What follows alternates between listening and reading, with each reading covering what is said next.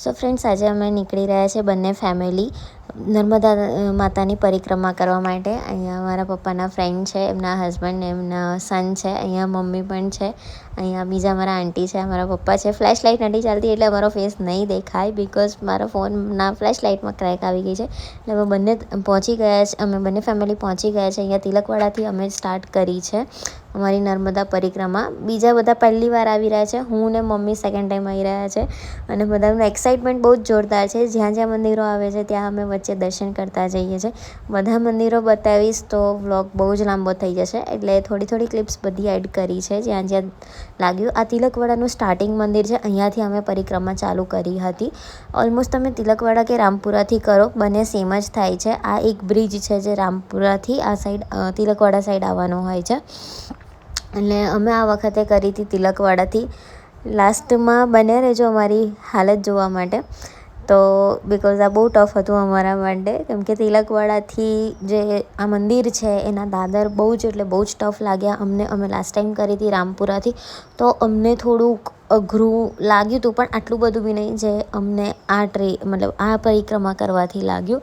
સો અહીંયા અમે બધા ધીરે ધીરે ઉતરી રહ્યા છે દાદર, અને ફટાફટ અમે લોકો ચાલી રહ્યા છીએ કે જલ્દીથી અમારી ખતમ થાય. અહીંયા હું પણ મસ્તીમાં ચાલી રહી છું. અને અમે આ નર્મદા નદીના કિનારા ઉપર જે આખું પરિક્રમા માટેની લાઈન બનાવી છે ત્યાં અમે જઈ રહ્યા છે. અહીંયા ગ્રીલ્સ લાગી છે બિકોઝ ઓફ મગર. અહીંયા પેલા અંકલ બી ચાલતા વ્લોગમાં હાઈ કરી રહ્યા છે. I don't know who is he, but એમને પણ હાઈ કર્યું. બધાની એક્સાઇટમેન્ટ તો જોરદાર જ હોય નર્મદા પરિક્રમા કરવા માટે કે હા થઈ જશે, પણ એ તો જ્યારે કરીને આવીએ ને ત્યારે જ ખબર પડે. પણ ઓફકોર્સ માતાજી પણ એટલું જ સાથ આપે છે બધાને કે એ આ પરિક્રમા પૂર્ણ કરી શકે. આપણે 3-4 મહિનાની જે આવે છે એ તો નથી કરી શકતા, પણ ઓફકોર્સ આ એક દિવસની તો આપણે કરી જ શકીએ. અમે રાત્રે 10 વાગે ચાલુ કરી હતી અને મોર્નિંગમાં અમે 8-8:30 જેવું કમ્પ્લીટ કરી. અમે ધીમા ચાલ્યા હતા બિકોઝ કે અમને બહુ ટાઈમ લાગ્યો. બધા સાથે હતા એટલે, અને બધાને નીનો પ્રોબ્લેમ હતો. લાસ્ટ આ નંદીઘાટ છે ત્યાં આગળ ઘણા બધા શિવલિંગ, આઈ થિંક આ 108 જેટલા શિવલિંગ અહીંયા મૂકેલા છે. તો બસ અમે અહીંયા પહોંચી ગયા હતા. આઈ થિંક 2-2:15 જેવું અમે અહીંયા પહોંચી ગયા હતા નંદી ઘાટે. અને અહીંયાથી અમારે સામેની પાર બોટમાં નદી પાર કરીને જવાનું હતું. એટલે અહીંયા આગળ અમે થોડા ફોટોશૂટ ને એવું બધું કર્યું. અહીંયા નાના શિવલિંગની સાથે મોટા શિવલિંગ્સ પણ મૂકેલા છે, ત્યાં પણ સારું એવું ફોટોગ્રાફીનું છે. તો અમારી આ સેકન્ડ ટાઈમની નર્મદા પરિક્રમા બહુ એટલે બહુ જ એક્સાઇટેડ રહી છે. અને ઓફકોર્સ અમે બંને ફેમિલી સાથે હતા એટલે બધાને મજા પણ આવી. વાતો કરતાં ક્યાં અમારી પરિક્રમા પૂરી થઈ ગઈ એ અમને ખબર જ ના પડી. યસ, ઓફકોર્સ આ પરિક્રમા તો બધાએ જ કરવી જોઈએ. હું બધાને સજેસ્ટ કરીશ. બીજી બધી થાય કે ના થાય, પણ નર્મદાની પરિક્રમા શ્યોર કરજો.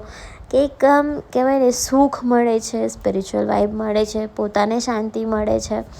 અને નર્મદા માતા છે યાર, એટલે તો શું જ કહેવું. બસ અમારી બોટ અહીંયા આવી ગઈ છે એટલે અમે અહીંયા આગળથી બેસીને જઈશું સામેની સાઈડ. ત્યાંથી બી ઘણું બધું ચાલવાનું છે. ત્યાં સામેની સાઈડ જઈએ એટલે રામપુર આવે છે. અહીંયા બધા અમે લાઈફ જેકેટ પહેરેલા છે બિકોઝ એ તો બધે કમ્પલસરી જ છે, તો એ પહેરવા જ પડે. બસ અહીંયા આગળ આ બોટ આ વર્ષથી ચાલુ કરી છે. અમે લાસ્ટ યર ગયા હતા ત્યારે ઓપન બોટ હતી બિકોઝ ઓફ કે અહીંયા મગર આ વખતે બધાનું ન્યુમર્સ ફેલાયેલા છે કે મગર છે એમ કરીને. આ ફૂલ્લી પેક બોટ છે. જે અમે લાસ્ટ ટાઈમ હતી એ ઓપન હતી, જેથી કરીને અમે હાથ પાણીમાં બી નાખી શકતા હતા કે કંઈક માતાજીને ચૂંદડી કે નારિયેળ પધરાવવું હોય તો પધરાવી શકતા હતા. આ વખતે એવું કંઈ જ નહોતું. બસ અહીંયા બોટમાંથી અમે બહાર નીકળીને રામપુરા જે છે સામેનું ડેસ્ટિનેશન, અમે ત્યાં પહોંચી ગયા હતા. બસ અહીંયાથી અમે ધીરે ધીરે વોક કરતાં હવે જઈ રહ્યા છે. ઉપર એક મંદિર છે ત્યાં આગળ તમે બધી જ બોટ જોઈ શકો છો. બધી જ બોટ પેક છે અને એમાં કેપેસિટી 50%ની હોય છે. તો એ રીતે આ લોકોનું પૂરું સેટઅપ છે અને મને આ સેટઅપ બહુ જ સારું લાગ્યું કે ઓફકોર્સ આ રીતનું હોવું જોઈએ કે જેથી કોઈનો જીવ જોખમમાં ના જાય. અહીંયા આગળ અમને જતાં માછલીઓ દેખાઈ હતી, એટલે માછલીઓને ખવડાવવું તો એક પુણ્યનું જ કામ છે. એટલે અમે મેં મમ્મીના આંટીએ ખવડાવ્યું હતું, તો અહીંયા સેવો લીધી હતી. માછલીઓ બહુ મસ્ત લાગે છે, બધા જ અહીંયા ખવડાવતા હતા. તો અમે વિચાર્યું ચલો અમે પણ ખવડાવી લઈએ. એટલે બસ અહીંયા આગળ માછલીઓને ફીડ કરાવી રહ્યા છે અમે લોકો.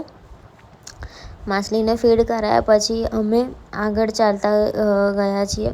રામપુરા બાજુ. ત્યાં જ બધાને થાકી ગયા હતા બિકોઝ જે સ્ટેર્સ ચડવાની આવી હતી એ થોડીક ટફ હતી અને પ્લસ કે મારો મોબાઈલ સ્વિચ ઓફ થઈ ગયો હતો એટલા માટે બહુ સારી ક્લિપ્સ નહીં હોય અને બહુ ઓછી ક્લિપ્સ છે.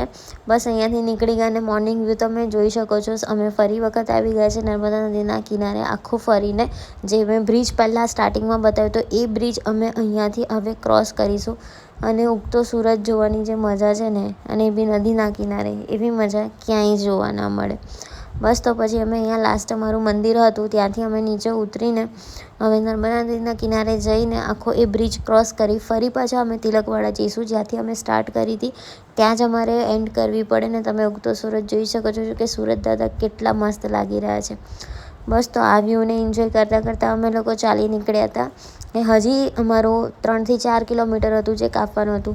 હાલત બધાની જ ટાઈટ હતી બિકોઝ બધા ધીરે ધીરે બેસીને બેસ્યા તો નહીં હતા પણ ધીરે ધીરે ચાલતા હતા એટલા માટે થોડોક થાક પણ વધારે લાગ્યો. અને બીજું કે અમને એવું લાગ્યું કે તિલકવાડાથી કરીને તો એમાં અમને થોડોક વધારે થાક લાગ્યો. તો stay tune four next vlog. Bye bye.